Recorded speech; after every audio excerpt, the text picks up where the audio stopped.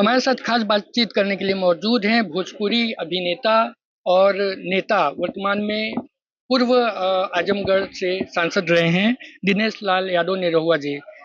इनकी फ़िल्म आई है, फ़िल्म को लेकर कुछ बातचीत करते हैं। पहले तो आपका न्यूज़ 24 पे बहुत-बहुत स्वागत है। बहुत धन्यवाद आपका।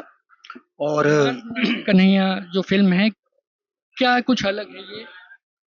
हमार नाम बा कन्हैया एक ऐसी फिल्म है जो हम लोगों का प्रयास है कि भोजपुरी सिनेमा जिसको दुनिया में सबसे ज्यादा देखा जाता है, क्योंकि जो लोग भोजपुरी भाषा बोलते हैं, समझते हैं, उनको अपनी मातृभाषा के प्रति बहुत प्रेम है, तो वो अपनी भाषा की फिल्में देखते हैं। जैसे कोई भी मेरी फिल्म आती है तो 30 करोड़, 40 करोड़, 45 करोड़ व्यूज आते हैं उसके। तो उन दर्शकों की ही ये डिमांड थी कि इसको थोड़ा बदलना चाहिए। सिर्फ नाचना गाना ही सिनेमा नहीं होना चाहिए, सिनेमा अच्छी कहानी पे होना चाहिए, और कहीं जरूरत है तो गाना आ जाए, नहीं है तो नहीं आना चाहिए। तो ये बदलाव लाएगा कौन? तो इसके लिए हम लोग, मुकेश गिरी जी जो हमारे प्रोड्यूसर हैं, उन्होंने हामी भरी कि मैं बनाऊंगा, और उन्होंने बनाया।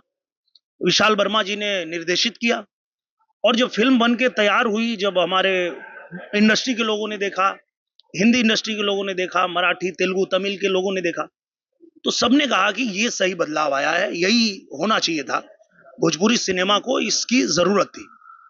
और आज जब दर्शक देख रहे हैं, उनका प्यार मिल रहा है, वो भी कह रहे हैं कि बस बस यही चाहिए था। तो बड़ा अच्छा लग रहा है कि हम लोगों ने जो प्रयास किया है, जो हम मेहनत की है, वो सफल हो रहा है। और जो हमारा प्रेम है अपनी भाषा के लिए, भोजपुरी के लिए, वो हम अपने सिनेमा को अच्छा बनाने में अपना योगदान दे पा रहे हैं। इसकी बहुत खुशी हो रही है।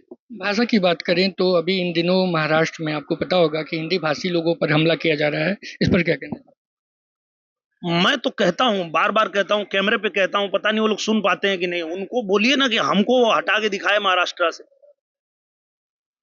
एक गरीब आदमी को आप मार के क्या दिखाना चाहते हो, क्या साबित करना चाहते हो? इसको बोलते हैं डर्टी पॉलिटिक्स, गंदी राजनीति। तो आप गंदी राजनीति कर रहे हो। इस देश की सबसे बड़ी खूबसूरती यही है कि यहाँ अनेकता में एकता है। भारत में अलग अलग भाषा बोलने वाले लोग हैं, अलग अलग परंपरा वाले लोग हैं, अलग अलग मान्यता वाले लोग हैं, अलग अलग धर्म के लोग हैं, और एक साथ मिलकर रहते हैं। यही तो खूबसूरती है। और इसको अगर कोई बिगाड़ना चाहता है तो वो सफल नहीं हो पाएगा इसमें। इसको अच्छे तरह से जनता भी जानती है, समाज भी इसको समझता है, और खुद महाराष्ट्र के लोग भी जानते हैं, मराठी लोग भी जानते हैं कि ये सिर्फ गंदी राजनीति है।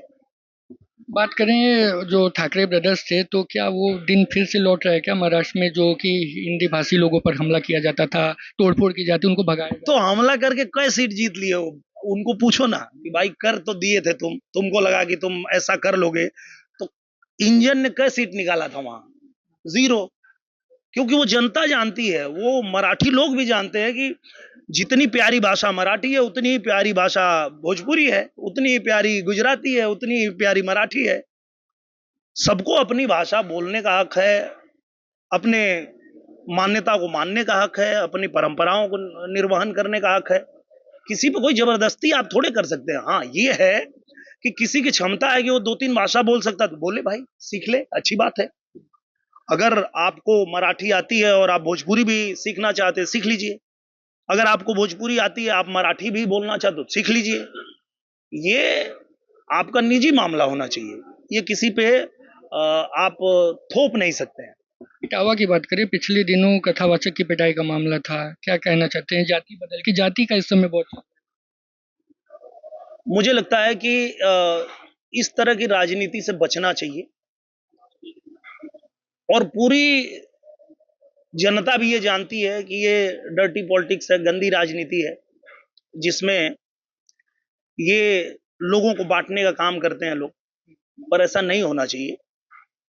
और अगर आपको कुछ करना ही है तो तरक्की के लिए काम करिए, जनता को आगे बढ़ाने के लिए काम करिए, उनका जीवन और आसान बनाने के लिए काम करिए, जो भारतीय जनता पार्टी करती है। देखिए आप, जब से सरकार भारतीय जनता पार्टी की यूपी में आई है, उत्तर प्रदेश देखिए कैसे उत्तम प्रदेश बन गया। हर दिशा में उत्तर प्रदेश ने रिकॉर्ड कायम किया है। तो इस तरह से विकास की राजनीति करनी चाहिए, इस तरह तोड़ने की राजनीति नहीं होनी चाहिए। और जो लोग इस भ्रम में हैं, उनका भ्रम दूर हो जाएगा, ये चुनाव होने दीजिए। पीडीए की बात करें, कल आजमगढ़ आपका गढ़ रहा है, अखिलेश यादव पहुंचे थे पीडीए के उद्घाटन में, लेकिन वहां पे जो पूजा पाठ किया ब्राह्मणों ने किया। एक तरफ तो वो करते हैं कि राजनीति हो रही है, तो क्या करें?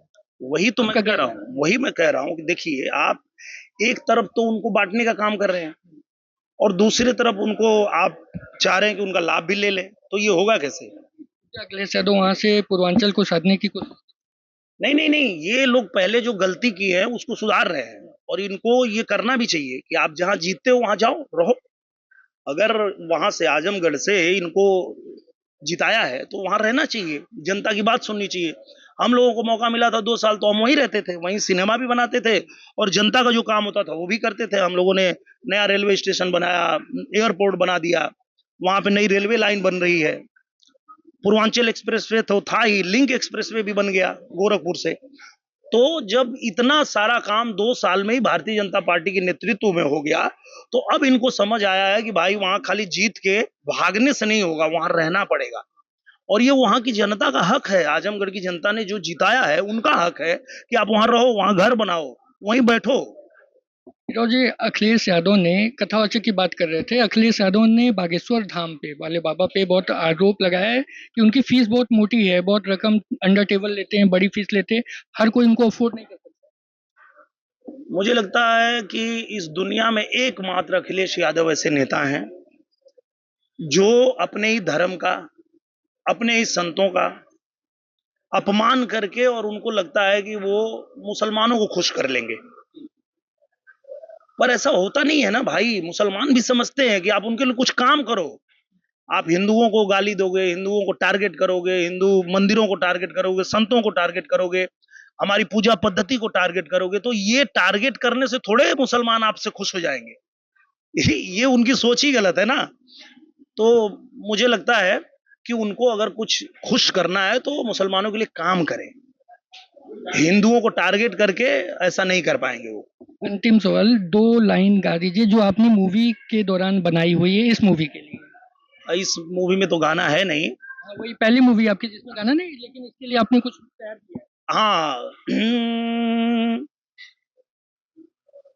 अब मैं वो गाना गाता हूँ जो गाना लेकर के मैं यहाँ पे आया था और बड़ा प्यार मिला, पूरी दुनिया में इस गाने को बड़ा प्यार मिला। ए राजा हम के बनारस घुमाएदा, चल के गोदौलिया के पनवा खियाएदा, आनंद मंदिर में सिनेमा दिखाएदा, ए राजा हम के बनारस घुमाएदा।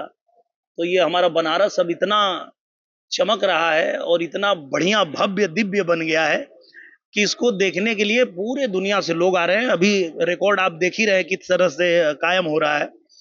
तो आज की डेट में फिर से वो 20 साल पहले गाया हुआ गाना आज फिर से वो हिट हो गया, क्योंकि बनारस आज हमारा जगमगा रहा है। बहुत बहुत शुक्रिया न्यूज़ 24 से बातचीत करने के लिए। हमारे साथ थे दिनेश लाल निरहुआ जी, जो कि अपने सारे सवालों का बेबाकी से जवाब दिए। अभिषेक दुबे, न्यूज़ 24, वाराणसी।